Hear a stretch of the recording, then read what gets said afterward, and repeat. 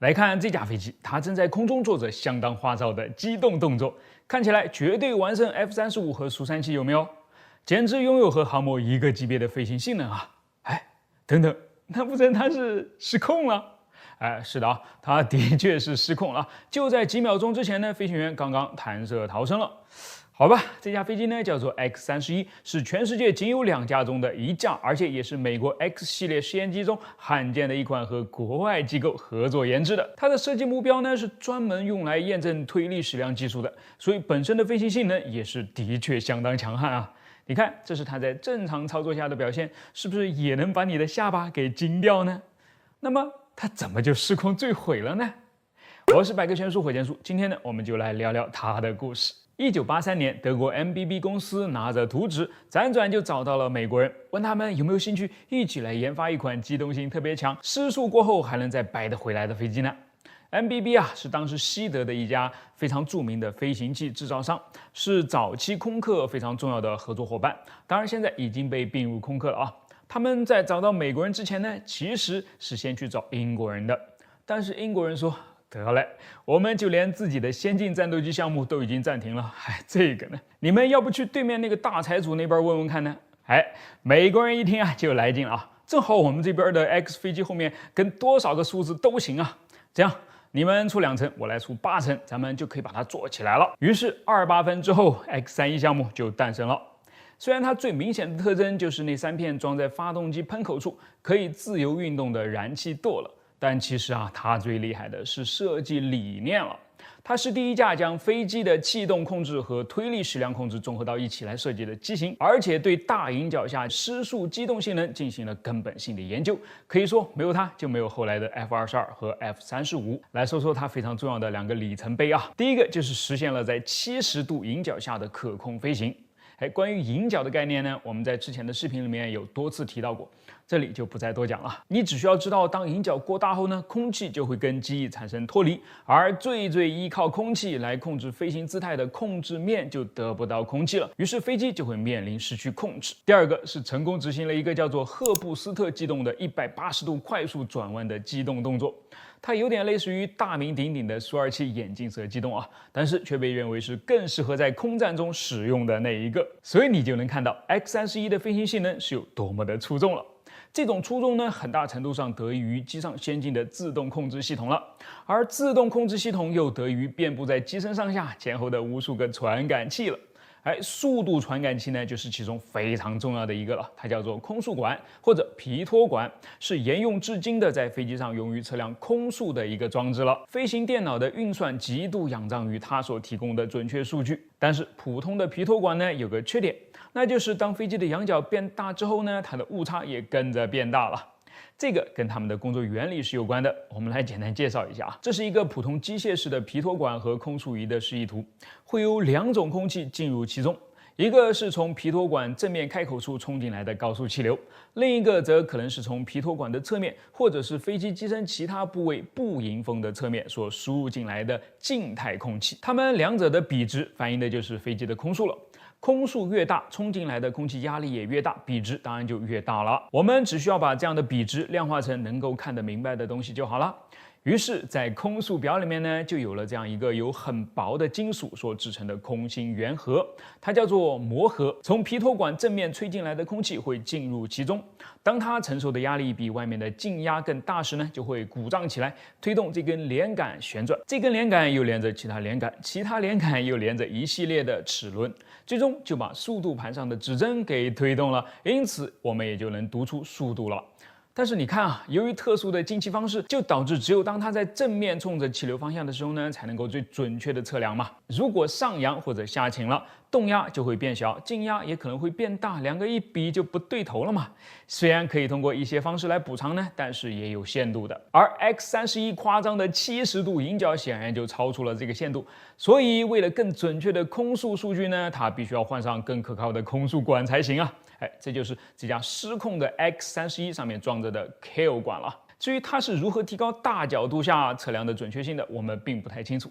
但是我们清楚的是换上它的工程师呢，并没有把原本用来给空速管加温的装置给装回去。那个是为了防止空速管结冰的。至于危害有多大，下面我们马上就能够看到了。工程师们之所以这样做，理由其实很简单啊。这架测试飞机所在的爱德华兹空军基地是既干燥又温暖，之前就很少用到过加温设备，之后肯定也几乎不会用到的。而且如果真的可能要用到了，那就在这样的天气里面不飞不就好了吗？虽然这个思路呢很有问题，但是他们硬要这么解决也无可厚非嘛。他们最大的失误其实是：一是没有把这个消息告诉飞行员，二是没有把驾驶舱里面的皮托管加热按钮给卸下来。这两者综合在一起啊，就成为了后续故事的重要起因了。1995年的1月19日，这一天呢，跟往常稍微有些不同。当执行常规试验任务的飞行员驾驶着 X-31冲上云霄的时候呢，在座舱罩的外面发现了一点点的水汽，这可不是一个好的征兆，意味着为飞行电脑提供重要数据的空速管有可能会结冰了。于是他便打开了空速管的加热器，并将这个信息呢报告给了控制中心。好，暂停一下。他按下的其实就是灾难的倒计时了，此刻离飞机失控大约还有5分钟，因为加热按钮丝毫就不起作用嘛。控制中心的人呢，估计也不全知道这事儿，只能听到一个工程师在录音里面说了一句：“Kill 管上是没有接加热器的呀。” The pitot heat's not hooked up on the kill probes. 很遗憾啊，他说这句话的时候呢，是取下对讲机来跟旁边的人嘀咕的，所以飞行员压根儿就没有听到。他指望着空速仪还能继续为他提供准确的读数呢。随之而来的是一系列不太正常的状况了。飞行员报告说自己正在以20度迎角270节速度飞行，但工程师心里面明白啊，跟了这么多年了，20度迎角下 X-31也就只能飞到140节左右呀，这多出来的几十节是怎么回事呢？有点兴奋了啊！一会儿飞机下来有活干了。你看，他们压根儿看到的就不是危险，而是一只又大又肥的 bug 在等着他们去捉呢。飞行员很相信他们，所以也就没有担心太多。然后是本来有一项测试的任务，在飞行员按下按钮后，飞机就自己能够完成了。但是在倒数3声之后呢，啥事儿也没有发生。3, 2, 1, go.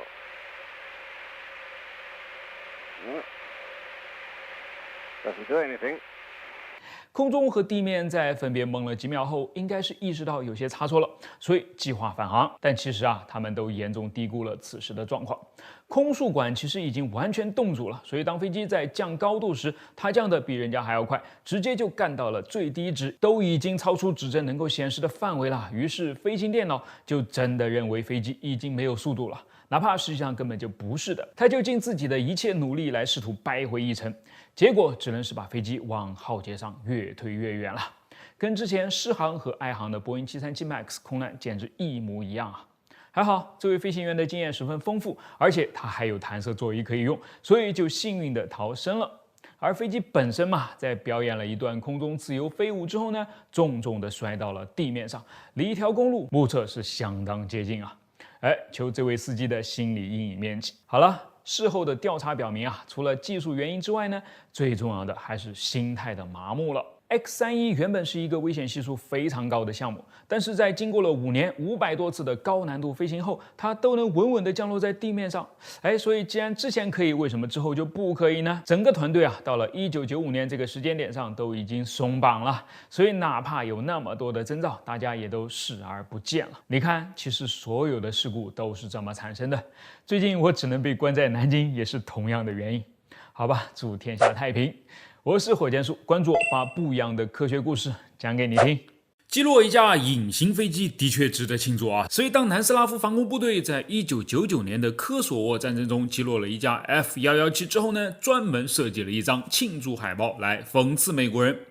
抱歉，我们不知道它是隐形的。美国人哪受得了这个刺激啊？于是就还击说你们压根儿就是碰运气，根本就没有看到我们的飞机只是误打误中了而已。但实际上啊，他们双方都扯了谎，真相如下。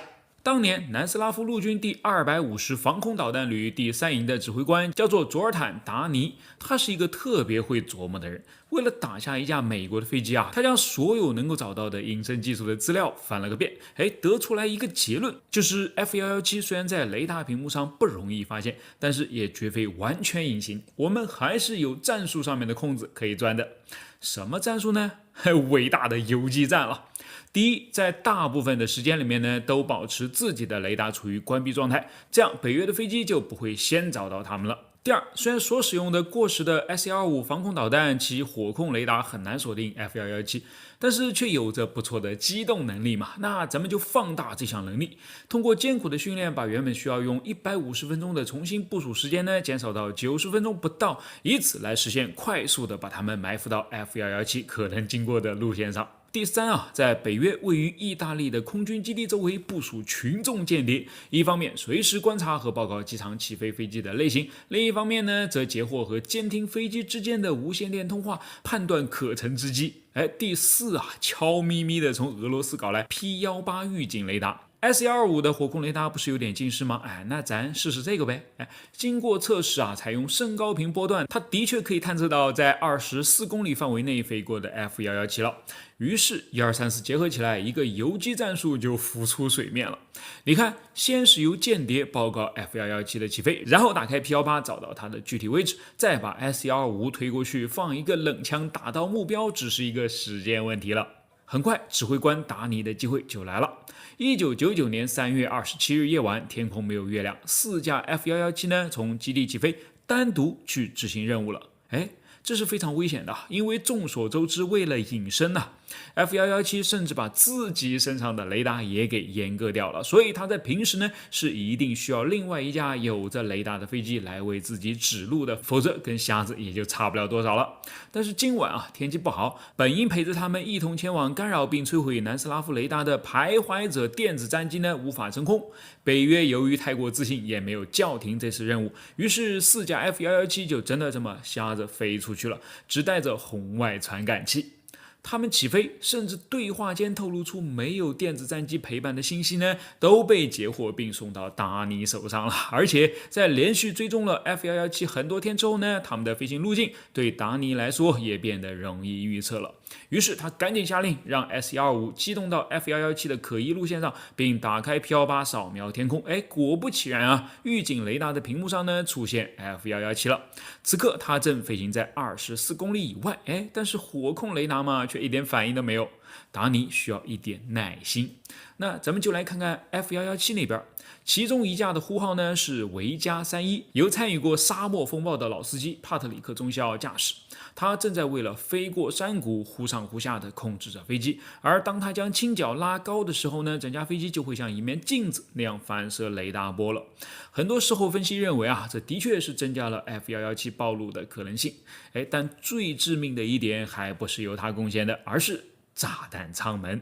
当帕特里克中校按下投弹钮，投弹舱门向两侧垂直开启时，一个完美的角反射器结构便诞生了。它破坏了之前一切隐形的努力，瞬间S-125的火控雷达上一个明亮的点点闪现了出来，它距离阵地只有8公里。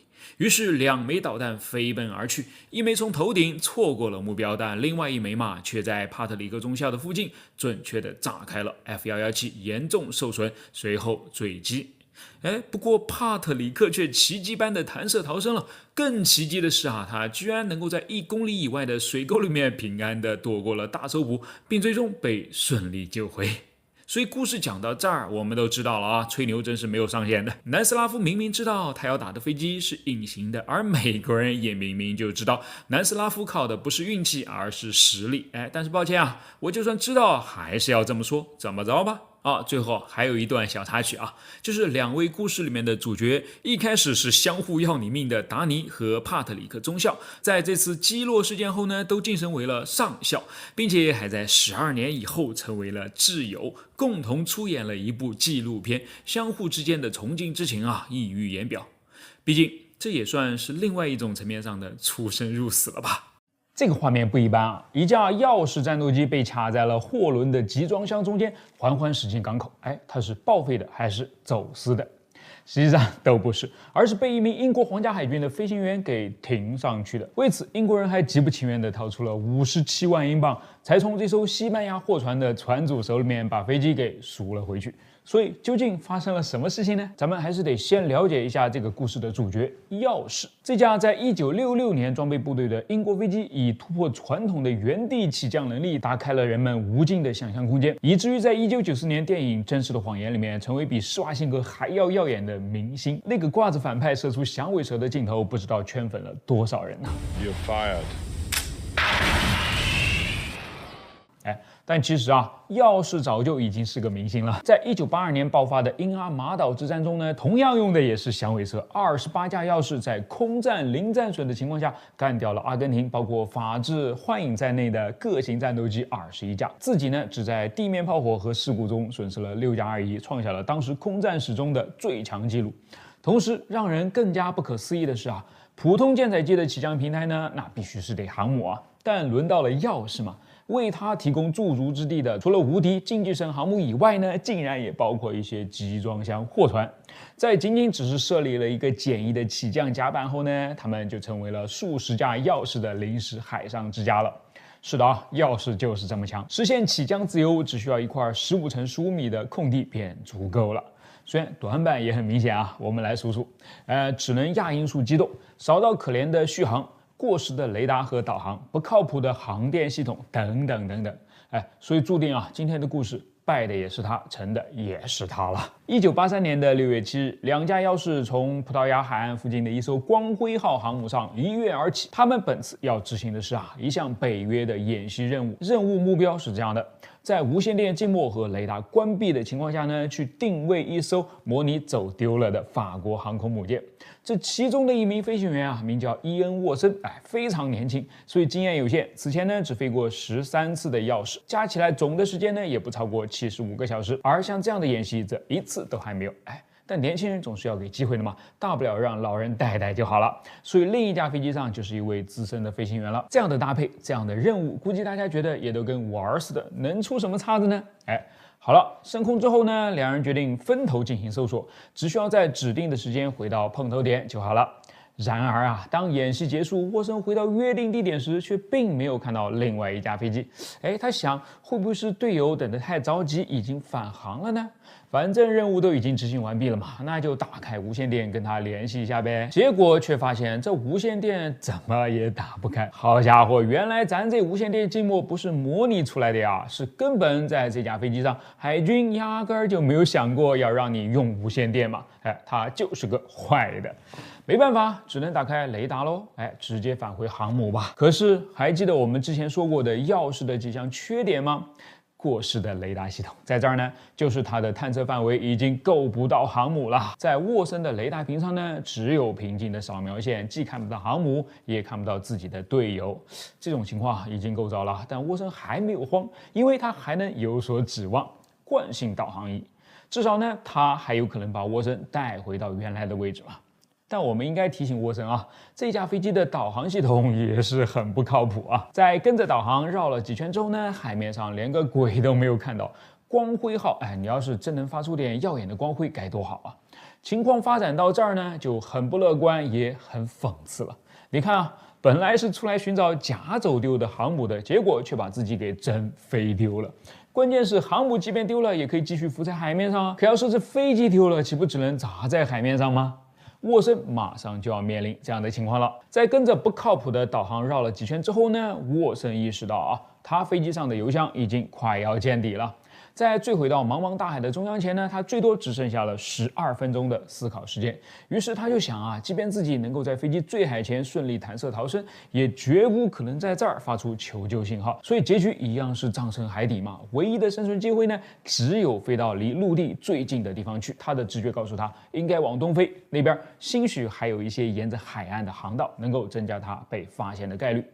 这个决定救了他。就在差不多只剩几分钟便要坠海之前，他的雷达屏幕上终于出现了一艘船这是一艘正在前往圣克鲁斯的西班牙小型集装箱货船阿尔莱格号。于是沃森剩下的任务呢就很清晰了啊，他要飞进这艘货船，让船员们注意到他，然后再弹射契机，这样至少可以让自己获救嘛。虽然抛弃一架价值700万英镑的战斗机呢需要下很大的决心，但似乎这已经是现在能够做出的最小牺牲了。沃森管不了太多了。不过当他第一次飞越阿尔莱格头顶时呢，看到的情形啊，让他重新燃起了希望，说不定他是可以把飞机一起救下来的。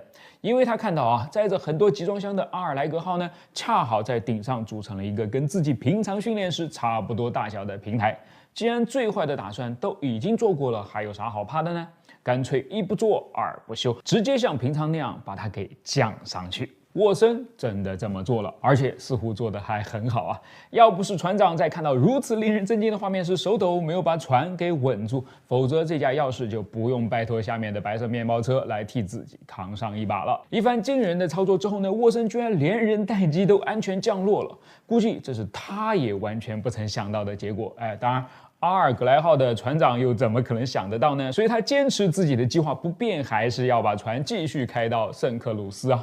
英国人如果想要你们的飞机和飞行员，那就耐心的再等上4天吧。咱们圣克鲁斯的码头见。其实啊，这位船长也是挺豪横的啊，居然凭一己之力跟英国政府玩起了拒不配合，并且在到了码头呢，还要价57万来作为救援和损失的开支。考虑到已经引起了国际上的广泛关注啊，英国人即便很不情愿呢，最终还是不得不掏了出来。船员们一起平分了其中的34万，船东则留下了剩余的23万，英国人也拿回了自己的700万钥匙，顺便还把广告给打了，其实是皆大欢喜的。不过沃森会怎么样呢？虽然救下了飞机，但一开始还不是你给飞丢的吗？惩罚是在所难免的。在背锅帮政府转移视线，调到办公室做了几年的冷板凳之后呢，他还是回到了自己心爱的飞机上，又继续飞了2000小时的钥匙，外加900小时的 F-18之后呢，才在1996年正式结束了军旅生涯。所以我们今天的故事也到此为止了。我是火箭叔，关注我，把不一样的科学故事讲给你听。